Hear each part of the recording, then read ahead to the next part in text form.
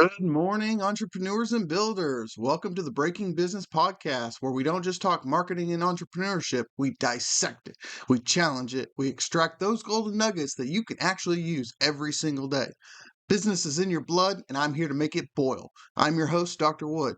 Now let's break it down and build something great. Do you think that not having a website is actually saving you time or money? Well, sadly, you might be paying a price that's much higher than you realize. So today, in this video, I'm going to break down the hidden cost of not having a website and why in 2025 it's not just this missed opportunity, but it's a dangerous blind spot for your brand and for your opportunities. Now, let's be honest. If you still don't have a website, you've probably said something like, I get most of my clients from referrals anyway. Word of mouth is my best marketing tool. I have Instagram. That's enough, right? Websites are expensive, and I'm not tech savvy. I get it, these phrases are common, but the problem isn't what you're doing, it's what you're missing out in the long run. And the loss isn't always obvious, so let's make it a little bit obvious. Let me break it down.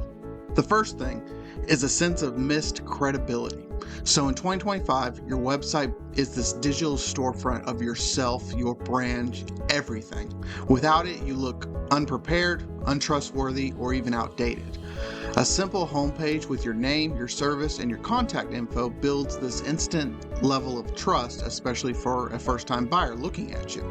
The second is going to be lost leads. So people search before they buy. If they can't find your website, they can't find you as a person, they can't even look you up on Google, they're gonna go for your competitor instead. You could be losing dozens or hundreds of sales per year without even knowing it, even though you think, hey, word of mouth is gonna be my best bet. The last thing also is there's no sense of ownership control. Social media platforms can shut down your account, change the algorithm, limit reach. Your website is a circumnavigation to this. It's your rules, your website. You control the content, the flow, the experience of your brand.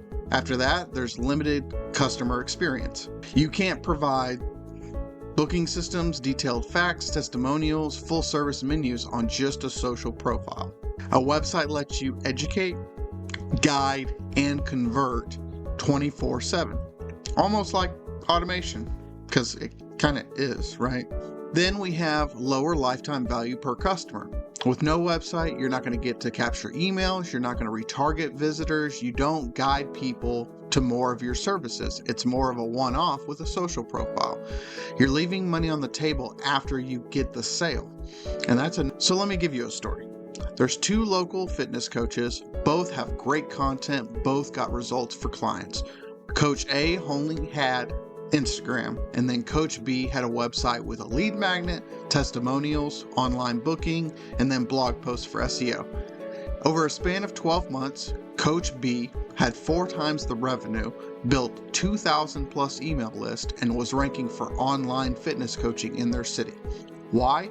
Because their website worked while they slept, using organic traffic, using SEO.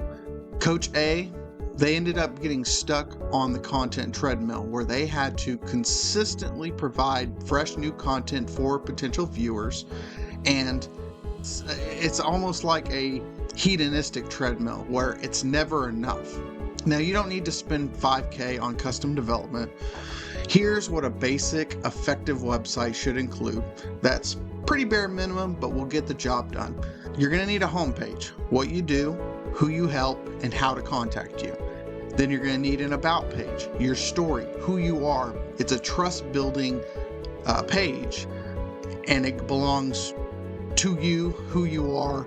It's like a full avatar representation of yourself. And then you're going to do an offer page. This is clear packages and services that you provide. If you want to provide pricing, I would suggest doing so because it weeds out people who are just trying to get the price component, but it's not necessary. After that, you're going to want to lead capture, a freebie in exchange for their email, something to entice them, such as a PDF, an infographic, maybe a coupon, anything that you can get to tangibly and legally get their email so you can retarget them later on. And lastly, you're going to want a contact form. This is going to be the kind of the quick and easy. So you are originally relying on word of mouth, the quick and easy of a contact form is essentially they can leave their name, their info, what their problem is to you, and it has the same quick functionality as a word of mouth situation in terms of marketing. It's not the same. They have different reasonings between the two, but a contact form is going to make it easy to reach you. And to do this, there's a few different websites that we can use. We can use Squarespace, we can use Wix, we can use Card, we can use WordPress. Each of these provides a solid site that you can pretty much finish in one weekend, or you can hire it out, and for anywhere between $200 to $500, you can get a basic, simple website, fully designed, fully decked out. So no website, no problem, as long as you're okay with losing sales that you're never going to see because you don't know, having no control over your audience, which is fairly important for the longevity and health of your brand, and then if you want to look less legit compared to your competitors.